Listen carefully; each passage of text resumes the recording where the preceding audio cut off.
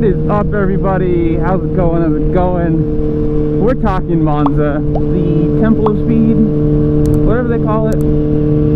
I wanted to do it on a mountain run, but as you can see, there is much construction and they don't want people to go the zoom zooms.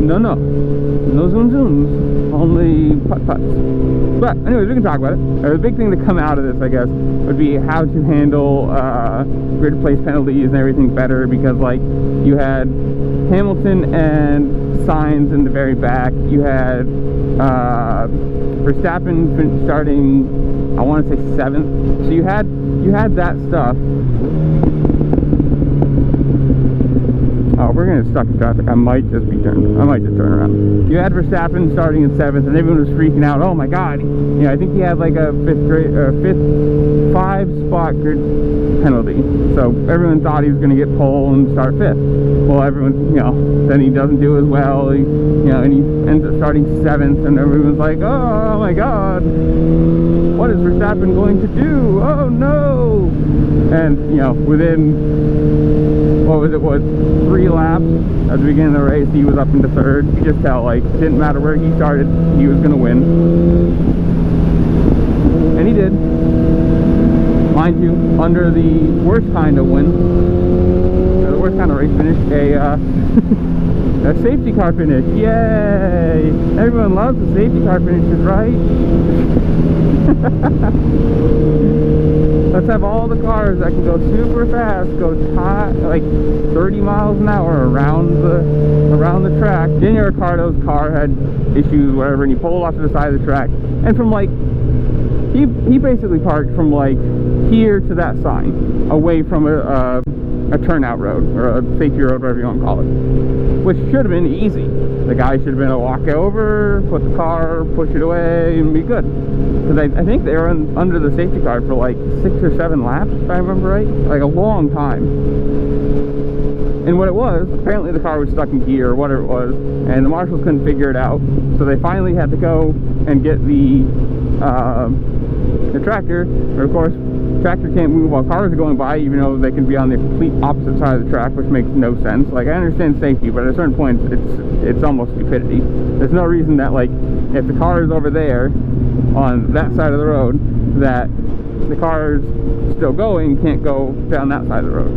You know what I mean? Like, that just doesn't make sense. The race ended under the safety car, which just doesn't make sense. If you're gonna have to red flag it for 5, 6, 7 laps, especially for the end of the race, like, have them come into pits, let the safety guy, marshals, whatever, do what they need to do, and then resume the race. Because just watching the F1 cars, watching the race end with them just putt around behind the safety car is so stupid.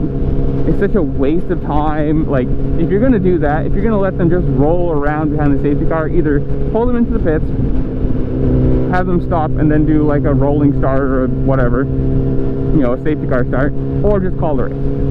There's no point in watching F1 cars just roll around behind the safety car for 5, 6, 7, 8 laps, because it's just boring.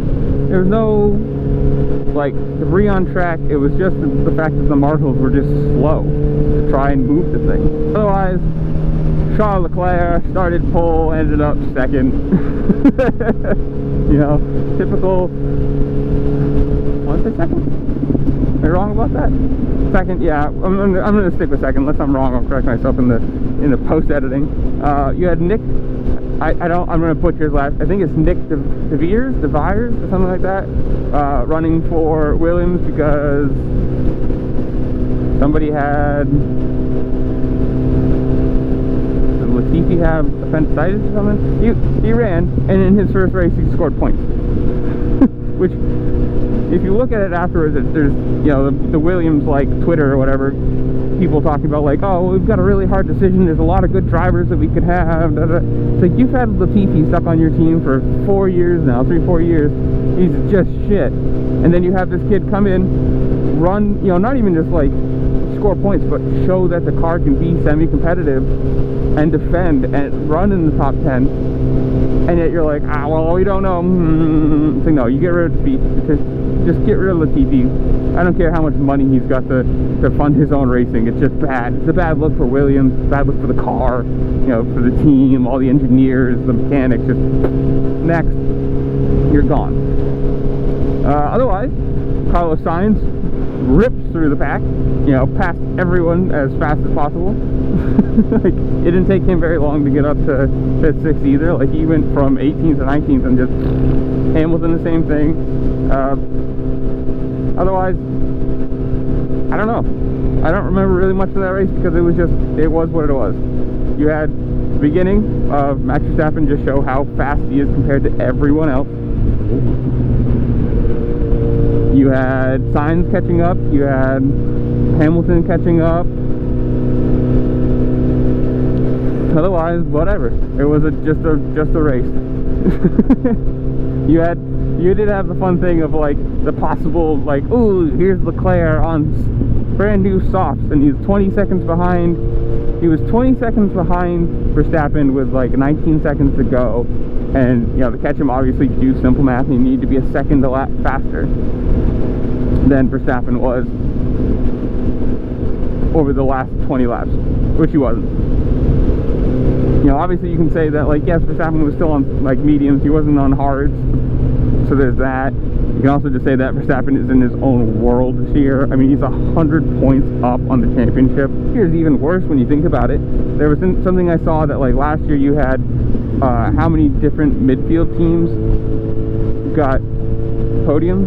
I mean, last year you have to consider that Ferrari was considered midfield last year. So you had Leclerc, you had, I don't know, I have to find the picture. You had Norris scoring some podiums. You had, you know, like 6 or 7 people from midfield teams scoring or getting on the podium. Where this year you have one lone midfield team has made it to the podium this year, and it's been McLaren with Norris. It's pretty sad when you consider Red Bull and Ferrari have been dominant this whole year. Mercedes is now catching up, and they're back to, you know, competing for podiums, but everybody else is just fighting for, you know, 4th, 5th, 6th, 7th, and below. They are literally, this year is really what when they say the best of the rest, that's what they mean. But you tell me, comments below, what do you think of this race? Do you like Monza? Do you think it's a boring track? Do you like that it's fast or whatever? You know, the nice chicane, the turn 1 chicane, which I personally like, but all the carnage that starts. Do you think that Leclerc is going to hold on to second in the championship, or will Perez or Sainz catch up to him and take it? I don't know, tell me whatever you want. Would you rather watch IndyCar? Do you think that the IndyCar guy is going to get his F1 super license and actually get to drive this year? Who do you think is going to go where? Ricardo retiring? Where's Mick Schumacher going to go? Where's, you know, is Hulkenberg going to come back? There's a lot of open seats, and a lot of car trading is going to happen this year.